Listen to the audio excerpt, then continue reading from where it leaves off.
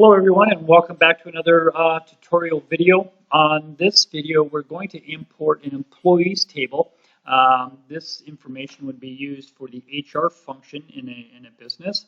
And as we did when we imported the customers table, we're just going to simply go up to the top and choose external data right here. And then select new data source. Go to file. Okay, and of course you can pull all sorts of different files into Access, but this one again is on Excel, so we'll select Excel and then go browse for our file. And here's our employee file that we want. Select Open. Okay, and it's automatically checked off first row contains column heading, so that's exactly what we want, so that works out well. Select Next. Then next again. We're going to allow the program to automatically assign an access primary key and automatically create automated identification numbers. Select next. And again, because this is going to be a table and it's going to be, located in the tables section of our software, we're going to call it employee table.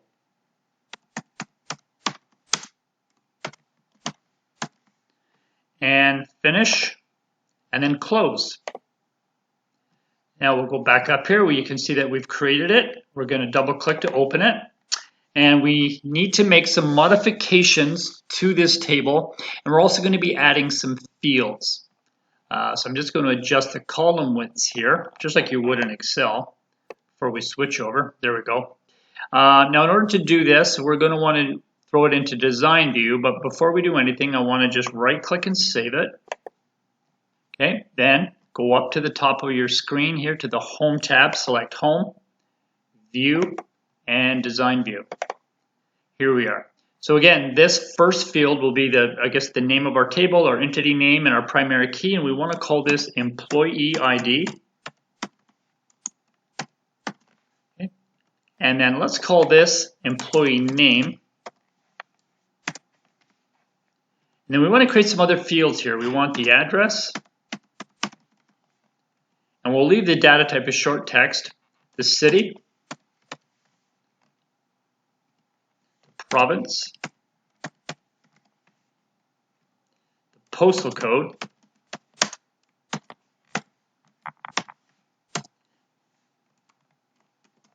telephone number,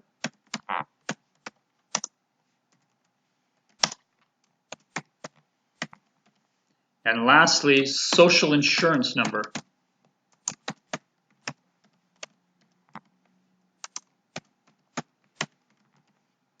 Okay, so those are all the fields that we're going to want. So we've got the employee ID, employee name, hire date, salary, address, city, province, postal code, telephone number, and social insurance. It's very important that you name these fields correctly. Okay, so once we've done that, we'll right click and save it again. And close our table. All right, so we've now finished modifying our table, and we simply now want to create a form for the end user to use when pulling up employee files or adding new employees into the database. So with the employee table highlighted, we will select Create, select Form Wizard, and it's defaulted to employee table. Now again, we don't want all of these available fields over into our form. There's a couple of fields here, salary and social insurance number. We want to leave that hidden. We don't want that available in the regular forms. So rather than select these double keys that we did on the customer form, we're going to select the single arrow here, and this will just allow us to pull over one field item at a time. So we want the ID, we want the name, and the hire date. Now we don't want the salary, so we're just going to go down here and select address. With the address, city, province, postal code, and telephone number. That's it. So on the left-hand side, under the available fields box, you should just have salary, social insurance number, and then in the selected fields, we've got everything else that we want. Then we'll select Next, and again, we want to use Datasheet View. We'll select Next again. And again, we want to be careful with our naming conventions. We're creating a form, so we don't want to leave it listed as a table. And we'll call this employee form. And finish. Now we're going to do exactly the same steps that we took with the customer table and customer form. Once it opens up, we want to save it. And then close it. And then go down to the actual form that we just created and double click to open it up.